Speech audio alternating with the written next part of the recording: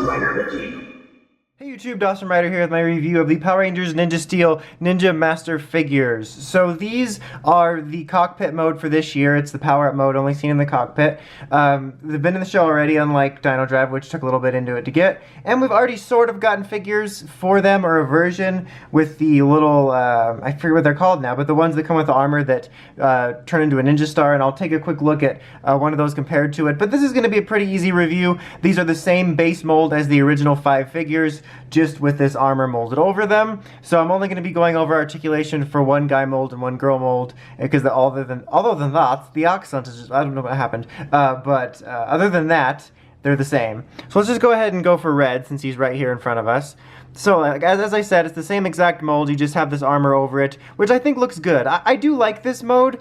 It might be my least favorite, though, of the cockpit modes we've gotten so far. That doesn't mean I hate it. I might like it a little bit more than standard Dino Drive, but not the Super Drive, but it's kind of nice, and I'll show here in a second, but like this does look a little bit sleeker and more fitted than the ones that came out before where you put the armor over it. But like I said, I like the mode. I think the figure looks good. It's the same base mold as we've been getting before, just with some minor differences. I think the armor looks good on it.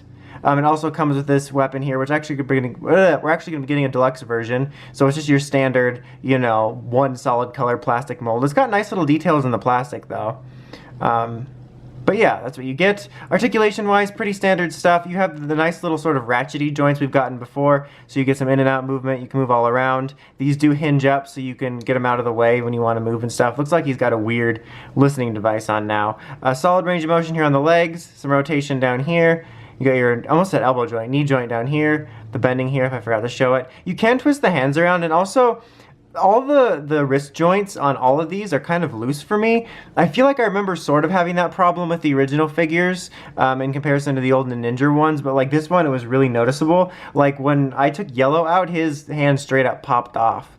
But so yeah, the armor I think looks good. On this one, I don't have any loose joint problems. I do have a smidge of loose joint problems on a few of them. I don't remember how much I had on the base Ninja Steel ones, but just for quick comparison, here it is next to the armored one. As you can see there, it's a lot more nicely form-fitted on there. It fits tighter on the chest. That sounds really weird. And then you don't have the huge shoulder pads there. So yeah, if you're looking for the best representation of this mode, it's definitely those figures and not these. These weren't a bad idea. It's just, I don't know. There's a somewhat decent idea there. I'm still kind of impressed that it had a decent looking standard figure. Alright, so now let's go for a female mold. Here's my personal favorite suit, white. I think it looks really cool. In hers, I have the armor figure for too, and like that looks even better and more sleek with the armor here as well. Compared to that armored version. But the articulation remains the same. They don't have those ratchet joints, but you do get the same articulation, the same ability to move this, the same leg joints that are a little bit hindered by the skirt, knee joints there, swiveling at the foot. And unfortunately, the girls do have little bits of problems standing. I know that was a problem a lot of people talked about in the Ninja Steel figures. I didn't feel like I had it quite as much till these, and her legs are a little bit loose.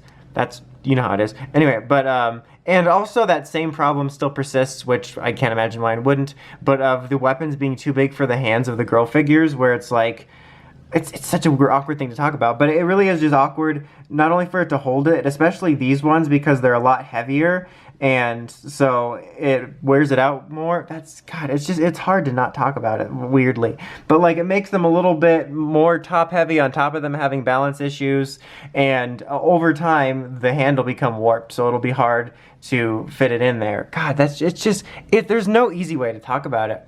Alright, here we have Pink, which is also a solid looking figure. Again, it's been a minute since I reviewed the old Ninja Steel figure, so I don't remember, but I feel like her color pink that she uses is a smidge dark for what it should be in the show. The articulation is the same. Her joints aren't quite as loose as White's were, which is nice, but yeah. And the same sword holding problem. It's just, there's no way it's not awkward to talk about that you're trying to fit a sword weapon into a tight space, and it stretches it out, and we're talking about a girl figure. It's like, there's no way it's not going to be awkward. Like, and then you can't just not talk about it. It's the elephant in the room. Can't you just see how loose her hand is? No, I'm just kidding. But it's kind of a thing. And I can't remember it being as much of an issue in Dino Charge, unless I'm just blanking it out. I don't know. Alright, so here we got Yellow. Any second now, we got Yellow. There we got Yellow.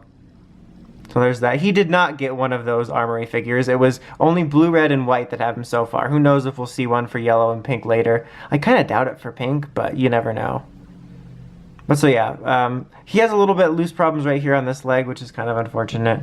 It's always kind of an unfortunate thing when you got the loose joint problems. All right, I think she's gonna have to go here for a second because she was blue was her support system. All right, here we have blue, the other one that got his, what was I trying to say? Oh yeah, his armor system.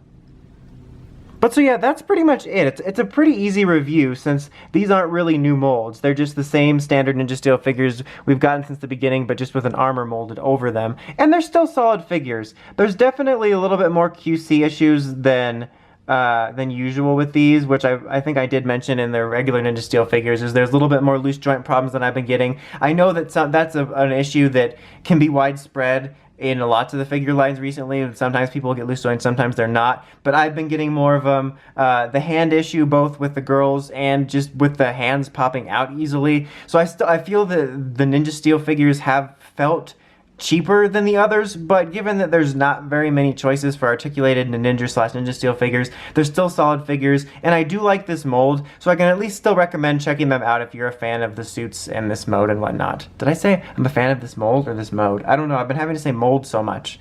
Anyway, until next time, don't forget to like, comment, subscribe. Dawson Rider, signing out.